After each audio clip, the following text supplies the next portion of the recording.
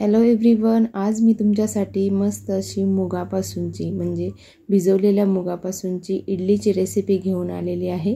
तर खूप कमी वेळात आणि इन्स्टंट होणारी इथं ही रेसिपी आहे।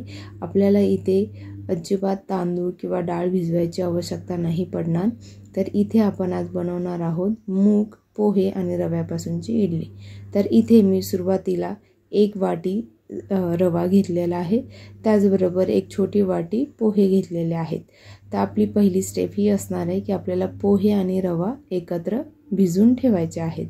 तर इथे साधारण मी याच्यामध्ये सुरुवातीला अर्धा ग्लास पाणी ओतलेलं आहे।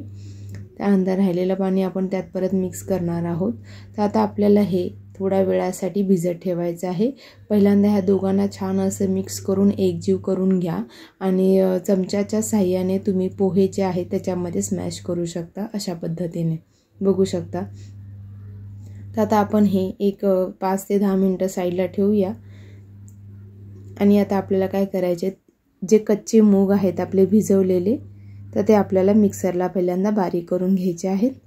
तर इथे मी 1 वाटी मूग घेतलेले आहेत। तर तुम्ही मुगाचं प्रमाण कमी जास्त अशा पद्धतीने घेऊ शकता, म्हणजे कंपल्सरी नाही आहे की तुम्ही 1 वाटीच घेतलं पाहिजे। तर तुम्ही इथं 2 वाटी मूग पण यूज करू शकता, तुमच्या इडलीची क्वांटिटी किती आहे त्याच्या हिशोबाने। तर इथे मी 1 वाटी मूग बारीक करून घेतलेले आहेत, प्लेन मूग, मी याच्यात काहीच मिक्स केलेलं नाही आहे। तर आता आपल्याला हे जे बॅटर आहे मुगाचं, ते आपलं जे रवा आणि पोहे आहे त्यात मिक्स करून घ्यायचं आहे। एकदम छान असं बघू शकता तुम्ही। आपण त्याच्यामध्ये मिक्स करूया। आता तसं तर हे बॅटर खूप घट्ट आहे, तर आपल्याला याच्यात थोडंसं पाणी मिक्स करावं लागेल। तर मी इथे काय केले, जे आपलं मिक्सरचं भांडं आहे त्याच्यातच थोडंसं पाणी घेतलेलं आहे, साधारण अर्धा ग्लास, आणि तेच त्याच्यामध्ये मिसळून घातलेलं आहे। तर आता हे मिक्स करून घेऊयात आपण। तर खूप पौष्टिक अशी आज आपण इथे इडली बनवणार आहोत। आता थंडीचे दिवस असतात आणि या दिवसामध्ये पीठ बऱ्यापैकी आंबवता येत नाही किंवा ते व्यवस्थित होत नाही। तर अशा वेळेस तुम्ही ही इन्स्टंट इडली करू शकता। तर इथे मी 1 चमचा मीठ घातलेला आहे आणि बॅटरची कन्सिस्टन्सी आपल्याला खूप पातळ करायची नाही आहे, याच पद्धतीने ठेवायची आहे। तर इथे मी थोडासा चिमूटभर इनो ॲड केलेला आहे। याच्यात मी सोडा किंवा बेकिंग पावडर काहीच वापरलेलं नाही आहे, फक्त इनो आपल्याला थोडासा ॲड करायचा आहे, जेणेकरून इडली आपली त्यातल्या त्यात स्पॉन्जी झाली पाहिजे। तर आपलं बॅटर रेडी झालेलं आहे। खूप घट्ट पण नाही आणि खूप पातळ पण नाही, अशा पद्धतीने ठेवलेलं आहे, बघू शकता। म्हणजे तुम्ही अलगद स्पूनने त्याला उचलू शकता अशा पद्धतीने। तर आता आपल्याला काय करायचं आहे, इडलीचं जे भांडं आहे त्याला मी छान असं तेल लावून घेतलेलं आहे पूर्ण त्याला, आणि त्याच्यामध्ये आता हे बॅटर आपल्याला सोडून घ्यायचं आहे, बघू शकता। त्याचबरोबर आपल्या चॅनलवर आज कोणी नवीन असेल तर आपल्या चॅनलला सबस्क्राईब करा, व्हिडिओला लाईक करा आणि शेअर पण करा।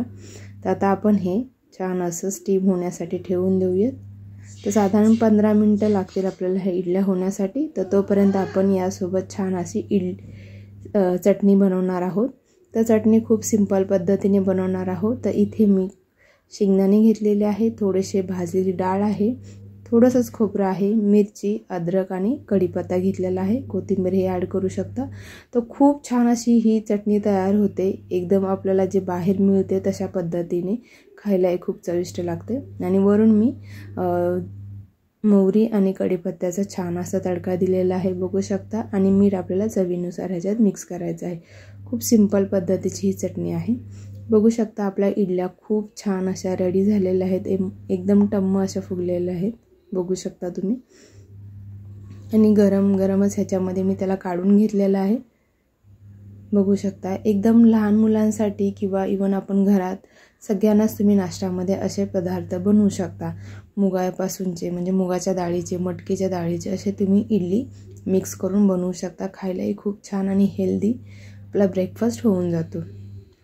कच्चे मूग कोणाला खायला आवडतात नाही आवडतात, ते अशा पद्धतीने रेसिपी बनवू शकतात।